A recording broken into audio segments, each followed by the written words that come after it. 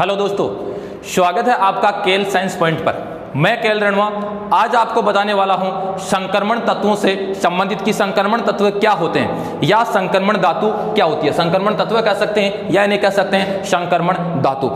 दोस्तों, हमने जो इलेक्ट्रॉनिक विन्यास पढ़ा था पिछले वीडियो में, जो इलेक्ट्रॉनिक विन्यास पढ़ा था, उस इलेक्ट्रॉनिक विन्यास के आधार पर ही मैं बताऊंगा आपको कि संक्रमण तत्व या संक्रमण धातु क्या होती है। जब इनकी मैं परिभाषा की बात करता हूं कि संक्रमण तत्व क्या होते हैं, तब इनकी परिभाषा ये होती है। आईयूपीएसी ने इनकी जो परिभाषा मानी है वो ये मानी है कि ऐसे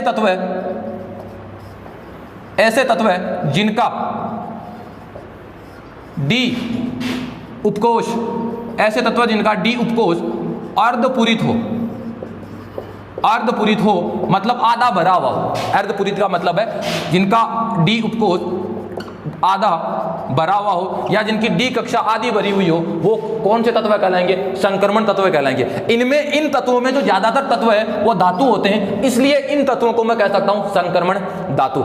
जो चार ब्लॉक है, ब्लॉक की संख्या कितनी है अपनी आवर्त सारणी में? मॉडर्न पीरियोडिक टेबल में ब्लॉक की संख्या कितनी है? 4, एस, पी, डी और एफ। एस, पी, डी और अपना जो डी ब्लॉक है, इस डी ब्लॉक के अंदर सभी के सभी तत्व संक्रमण धातु की संक्रमण तत्व की श्रेणी में जो आते हैं। केवल 3 को छोड़कर वर्ग संख्या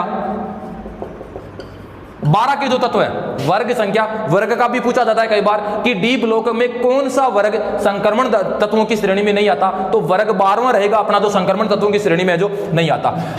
कौन कौन से? वर्ग 12 में 3 तत्व है। एक तो रहेगा जिंक जिसका परमाणु क्रमांक रहेगा 30, दूसरा रहेगा कैडमियम जिसका परमाणु क्रमांक रहेगा 48 और तीसरा रहेगा मरकरी जिसका परमाणु क्रमांक रहेगा 80। ये 3 तत्व ऐसे हैं वर्ग संख्या 12 के ब्लॉक डी के। वर्ग संख्या 12 ब्लॉक डी, जिंक, कैडमियम और मरकरी, परमाणु क्रमांक 30, 48 और 80।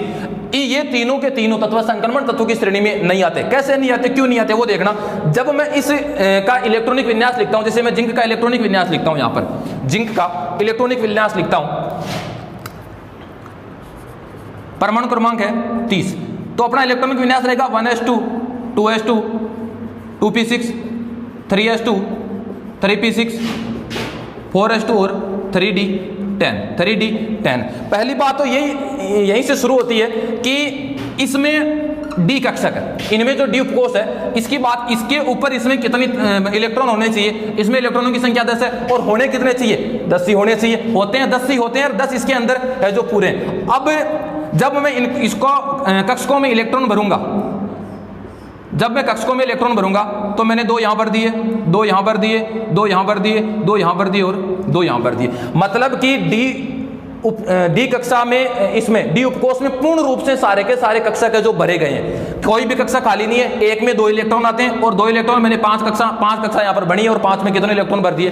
10 इलेक्ट्रॉन है जो भर दिए। यदि यहां पर 9 होता, यहां पर कितना होता?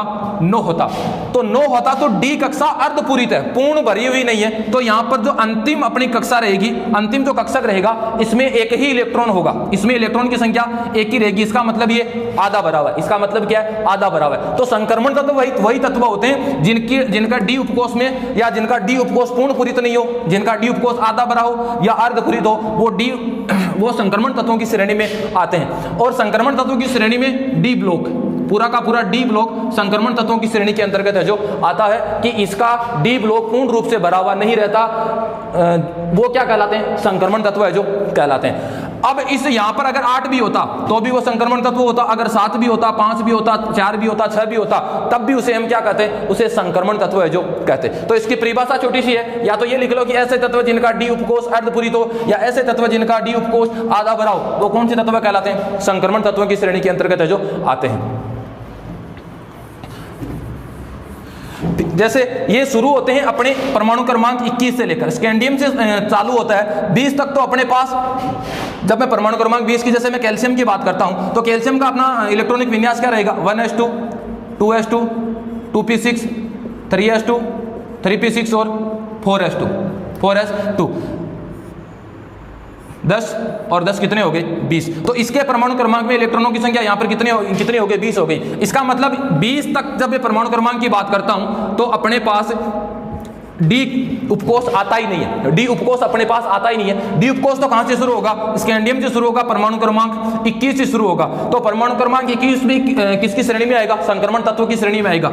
21, 22, 23, 24, 25, 26, 27, 28, 29, लेकिन 30 नंबर का नहीं आएगा। उसके बाद में 31 से शुरू होकर वापस आ जाते हैं। इस प्रकार जिनमें डी उपकोष अर्धपूरित होता है वो तत्व कौन से कहलाएंगे, अपने संक्रमण तत्वों की श्रेणी में आते हैं।